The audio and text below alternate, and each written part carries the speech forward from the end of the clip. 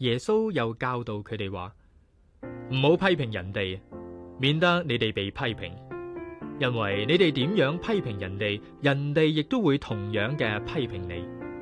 你哋用乜嘢標準嚟到衡量人哋，亦都要照樣嘅被衡量。點解你睇見弟兄眼裏邊嘅木碎，但係就忽視咗自己眼裏邊嘅大梁呢？既然有大梁木喺自己眼裏邊，又點可以向弟兄話：等我將你眼裏邊嘅木碎整出嚟啦？你呢個偽君子，先整甩自己眼裏邊嘅大梁，等你睇清楚咗，先至幫弟兄將眼裏邊嘅木碎整出嚟啦。唔好將聖物俾狗，亦都唔好將珍珠抌喺豬嘅前邊，因為佢哋會將珍珠踐踏，然之後再轉過頭嚟狂咬你哋。凡祈求嘅必有所得，尋找嘅必有所見，叫門嘅必為你開門。因為凡祈求嘅一定得着，尋找嘅必有發現，叫門嘅必俾佢開門。你哋中間邊個人嘅仔向佢要餅嗰陣，會俾佢石頭呢？同樣要魚嘅時候就俾佢蛇呢？你哋雖然唔好，尚且識得將好嘅嘢俾仔女，你哋嘅天父唔通唔會將更好嘅嘢賜俾向佢祈求嘅人咩？所以無論喺乜嘢事情上邊，你哋希望人哋點樣對待你哋，就先要點樣對待人哋。呢啲係律法同埋先知嘅總綱。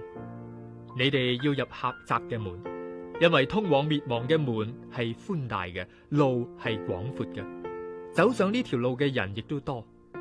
但係通往永生嘅門係狹窄嘅，路係崎嶇狹隘嘅，揾到嘅人亦都少。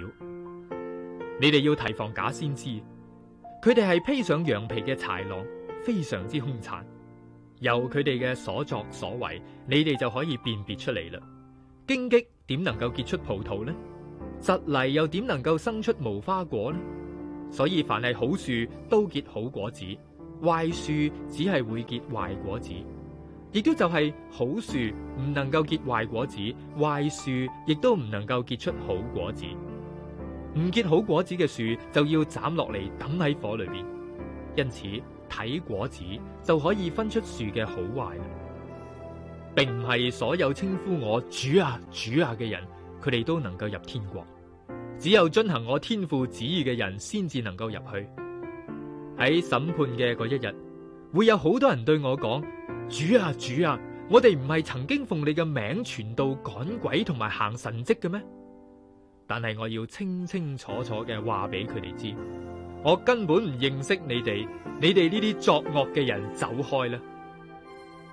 聽我嘅教導又實行嘅人，就好似一個聰明人，佢將房子建喺磐石上邊，任由風吹雨打、洪水衝擊，但係房子仍然係屹立不倒嘅，因為佢係建基喺磐石之上。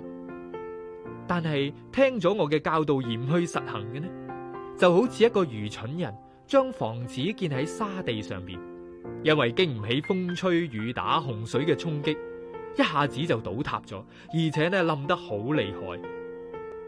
耶穌講完咗呢一番說話，大家都感到驚奇，因為佢嘅教導係極其具有權威，唔係好似呢佢哋嘅律法教師咁樣。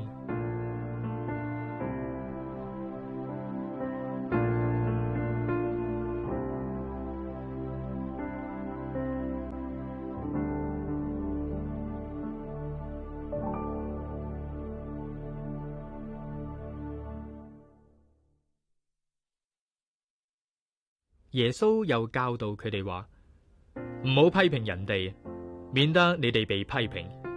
因為你哋點樣批評人哋，人哋亦都會同樣嘅批評你。